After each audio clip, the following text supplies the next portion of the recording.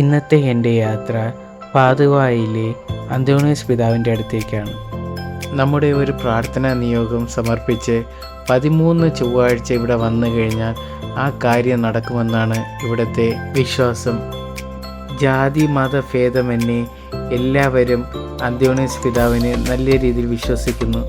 ചൊവ്വാഴ്ച ദിവസം രാവിലെ മുതൽ രാത്രി വരെ ഇവിടെ ഭയങ്കര തിരക്കാണ്. അത്രയ്ക്ക് വിശ്വാസികൾ വന്നു പോകുന്ന സ്ഥലമാണ് ഇവിടെ. ഞങ്ങളെയും പുണ്യാളൻ പല രീതിയിലും അനുഗ്രഹിച്ചിട്ടുണ്ട്.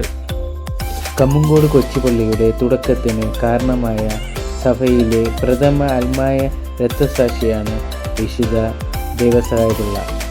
ഞങ്ങളുടെ നിയോഗങ്ങളെല്ലാം അന്തോണീസ് പുണ്യാളന് സമർപ്പിച്ചുകൊണ്ട് ഞങ്ങൾ അവിടെ നിന്ന് ഇറങ്ങി നേർച്ച വിളമ്പുന്ന സ്ഥലത്തേക്ക് പോയി അവിടെ നിന്ന് നേർച്ചയും കഴിച്ചുകൊണ്ട് പള്ളിയുടെ സ്റ്റോളിൽ പോയിട്ട് 2 ജവമാല വാങ്ങണമായിരുന്നു.